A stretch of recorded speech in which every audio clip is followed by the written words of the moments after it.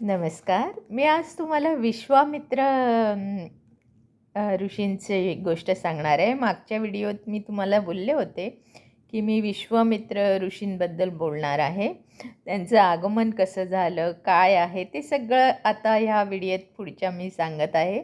तर गोष्ट लक्षपूर्वक ऐका आणि जर गोष्ट आवडल्यास माझ्या चॅनलला लाईक, सबस्क्राईब आणि शेअर करायला विसरू नका. तर ऐका. विश्वामित्रांचं आगमन. राजा दशरथाकडे विश्वामित्र ऋषी आले. त्यावेळेला राम लक्ष्मणादी भावंडे किशोर वयातून तारुण्यात पदार्पण करण्याच्या वयात होती. ब्रह्मर्षी वसिष्ठ ह्या त्यांच्या कुलगुरूंकडे त्यांनी गायत्री मंत्र, ब्रह्मकार्य, धर्म आणि अध्यात्मशास्त्र यांचे तसेच प्रचलित युद्धविद्येचे आणि विशेषतः धनुर्विद्येचे शिक्षण घेतले होते. त्यांचा अभ्यास आणि सराव चालू होता. त्यावेळेला तेजस्वी अशा विश्वामित्र ऋषींच्या येण्याने सर्वांनाच कुतूहल होते. विश्वामित्रांच्या तपाची फार मोठी ख्याती सर्वत्र होती आणि त्यांचा मोठा दबदबाही होता. असे कोण होते हे विश्वामित्र, त्याची ही गोष्ट. तर सर्वप्रथम मी तुम्हाला विश्वामित्रांची उपकथा सांगते. भरतवंशीय राजा द्विमीड व त्याचा पराक्रमी पुत्र जन्हू यांच्या कुळात जन्हूपासून चौथ्या पिढीत गाथी नावाचा क्षत्रिय राजा होता. हे मोठ्या वीर पुरुषांचं कुळ होतं. जन्हू राजाने तर काळी गंगेचा प्रवाह अडवून पुढे सोडला होता. गाथी राजाला मुलगा नव्हता, पण सत्यवती नावाची सुस्वरूप मुलगी होती. तिचा ब्राह्मण कुळातील च्यवन ऋषीचा पुत्र कृचिक या महातेजस्वी ऋषीशी विवाह झाला होता. तिच्या वागण्याने, प्रेमाने आणि सेवेने संतुष्ट होऊन ऋचिकने तिला वर माग असे म्हटले. काय वर मागू असे तिने आपली आई पौलकेशी, क्षत्रिय राजा गाधीची पत्नी, हिला विचारले. आईने म्हटले, तुझ्यासाठी एक आणि माझ्यासाठी एक मुलगा होईल असे 2 वर माग. तसे तिने मागितल्यावरून ऋचिक ऋषीने भाताचे 2 पिंड वेगवेगळ्या मंत्र्यांनी अभिमंत्रून दिले. क्षत्रिय कुलीन आई पौलकेशी हिच्यासाठी क्षत्रिय बीजाचा चरू आणि सत्यवतीसाठी ब्रह्मबीजाचा चरू असे ते 2 पानावर दिलेले चरू सत्यवती आईकडे घेऊन गेली. आईला वाटले की ऋचिक ऋषीने आपल्या बायकोला सत्यवतीला जास्त चांगला चरू दिला असणार, तो आपण घ्यावा. म्हणून तिने चरूंची अदलाबदल केली आणि सत्यवतीसाठी आलेला ब्रह्मबीजाचा चरू स्वतः घेतला आणि क्षत्रिय बीजाचा चरू सत्यवतीला दिला. त्यातून ब्राह्मण कुळ आणि क्षत्रिय बीज यांच्या संयोगातून क्षत्रिय गुण असलेला पुत्र सत्यवतीला झाला.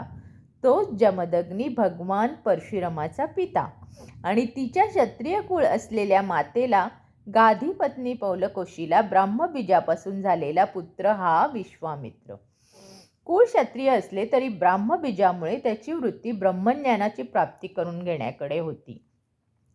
कुळामध्ये असलेलं शास्त्रतेज विश्वामित्रामध्ये आपोआपच आलं होतं. ब्रह्मज्ञानाच्या प्राप्तीसाठी त्यांनी उदंड तप करून प्रतिसृष्टी निर्माण करता येईल एवढं सामर्थ्य आणि ज्ञानप्राप्तीने ब्रह्मर्षी ही अवस्था प्राप्त करून घेतली होती.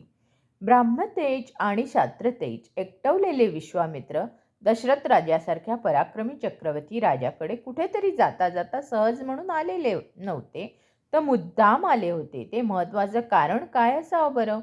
ते कळण्याआधी राम वसिष्ठ विश्वामित्रमध्ये एक महत्त्वाचा प्रसंग घडला. तो प्रथम समजून घ्यावा. तो असा आहे. विश्वामित्र वसिष्ठ पूर्वसंबंध. वसिष्ठ हे ब्रह्मज्ञान प्राप्त झालेले ऋषी होते. ब्रह्मश्री म्हणून ते ज्या काळात मान्य होते त्या काळात विश्वामित्र हे राजा म्हणून ऐहिक ऐश्वर्य उपभोगत होते.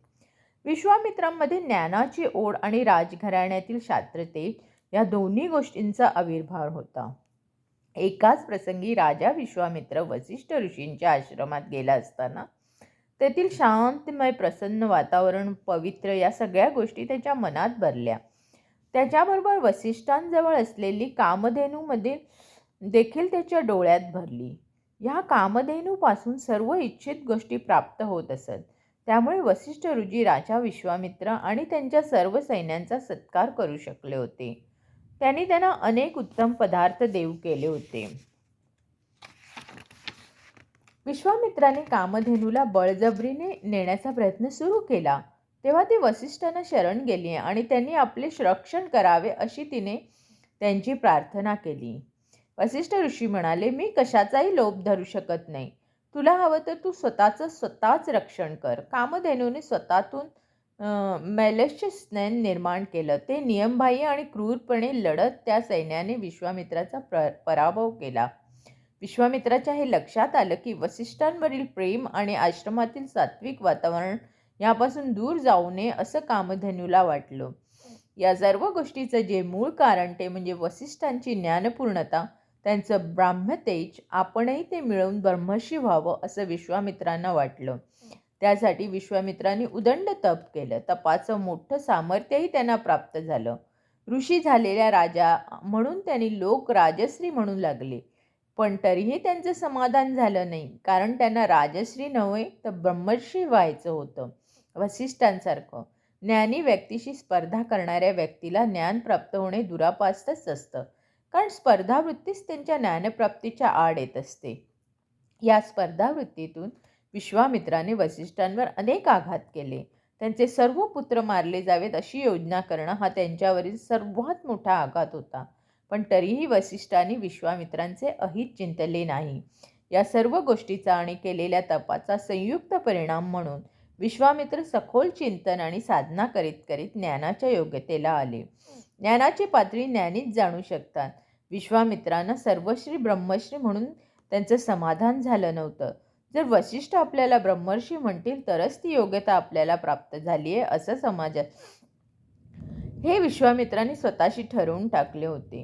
उत्तरोत्तर सामर्थ्यामुळे ते ज्ञानमय अवस्थेत आले. वसिष्ठांनी त्यांना ब्रह्मर्षी म्हणून मान्यता दिली.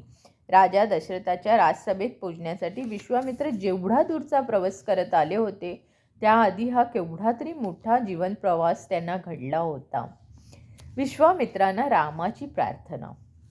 राजा दशरथाकडे विश्वामित्र ऋषी आले तेव्हा वसिष्ठ ऋषीने राजपुत्रांना त्या काळाच्या आवश्यकतेनुसार शास्त्रविद्या विशेषतः धनुर्विद्या शिकवली होती. वेदपाठ शाळेत जसं शास्त्रांना शिकवलं जातं तसं वेदज्ञान साधना हे देखील सांगितलं गेलं होतं. सद्गुरू शिष्याला आत्मज्ञानाचा ब्रह्मज्ञानाचा उपदेश करून समर्थ योग साधना सांगतात ते मात्र अजून आलेलं नव्हतं. या अशाश्वत विश्वात त्याला आधारभूत असे एक शाश्वत तत्व आहे ज्याला परमात्मा किंवा ब्रह्म असं म्हणतात. आपल्या शरीरात देखील तेच आत्मतत्व आहे आणि त्याचं ज्ञान करून घेणं हे मानवी जीवनाचं सर्वात मोठं उद्दिष्ट असतं. हे ऐकून शत्वाविषयी श्रीराम विरक्ती प्राप्त झाली होती.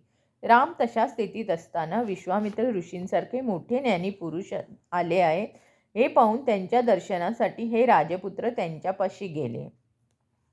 तेव्हा श्रीरामाने विश्वामित्रांना वंदन करून ज्ञानाचा उपदेश करावा अशी प्रार्थना केली. विश्वामित्रांवर पुष्पवृष्टी.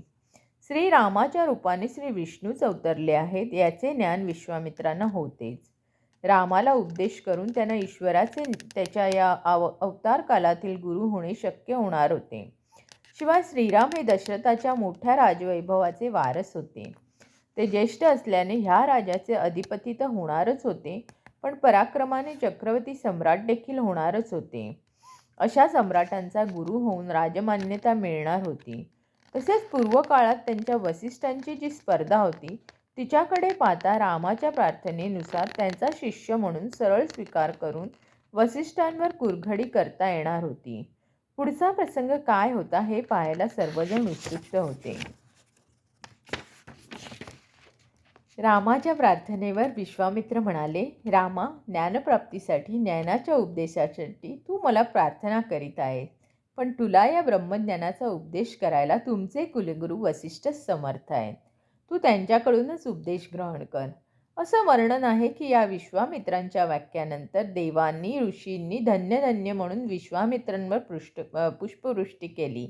रामाच्या शिष्यत्वासाठी प्रार्थनेचा नम्रपणे अस्वीकार करण्याने विश्वामित्रांच्या अंतःकरणाने सर्व प्रलोभने आणि स्पर्धावृत्तीचा त्याग केला आहे आणि ते खरंच ब्रह्मर्षी झाले आहेत हे सिद्ध झाले. त्याचबरोबर आपण आणखी एक गोष्ट सिद्ध झाली ती म्हणजे त्यांची ही उन्नत अवस्था वसिष्ठांनी जाणली होती आणि त्यांनी विश्वामित्रांना वरवर म्हणायचे म्हणून नव्हे तर ज्ञानमयता जाणून ब्रह्मर्षी म्हटले होते. संस्कृतीतील गुरुमर्यादा. एवढे झाल्यावर विश्वामित्रांनी वसिष्ठांना विचारले, खरं तर वैराग्यशीलतेमुळे श्रीराम हा ब्रह्मज्ञानाच्या उपदेशाला प्राप्त झालेला आहे. असं असताना आजवर तुम्ही त्याला गुरुत्वाने ब्रह्मज्ञानाचा उपदेश का केला नाही? यावर वसिष्ठांनी दिलेले उत्तर हे आर्य संस्कृतीचा एक आदर्श आहे. ते म्हणाले, राम ज्ञानाच्या उपदेशाला योग्य आहे हे तर खरंच, पण शिष्य भावनेने प्रार्थना केल्याशिवाय गुरूंनी ज्ञानाचा उपदेश करू नये अशी प्रार्थना आहे. असे होते मर्यादा पुरुषोत्तम श्रीरामाचे मर्यादाशील गुरु. अर्थातच श्रीराम वसिष्ठांना शरण गेले आणि त्यांना गुरु उपदेशही दिला. हा प्रसंग ज्याचं मोठेपण सांगून जातो तो 2 ज्ञानी पुरुष आता दशरथाच्या राजदरबारी बसले आहेत. सर्व मंत्री आणि सभासद हे थोर तपस्वी ऋषी दशरथाकडे स्वतःहून का आले आहेत हे समजून घेण्याच्या उत्सुकतेत आहे. तर यापुढे मी तुम्हाला युद्धाचं रामायण हे गोष्ट सांगणार आहे. तर माझा एकही एपिसोड तुम्ही चुकवू नका. खूप छान छान गोष्टी तुम्हाला मी रामायणातल्या सांगणार आहे. आणि जर तुम्हाला माझ्या काही गोष्टींमध्ये काही तुम्हाला ॲड करायचं असेल, काही त्रुटी भासत असतील तर प्लीज मला कमेंट्स करून कळवा. धन्यवाद.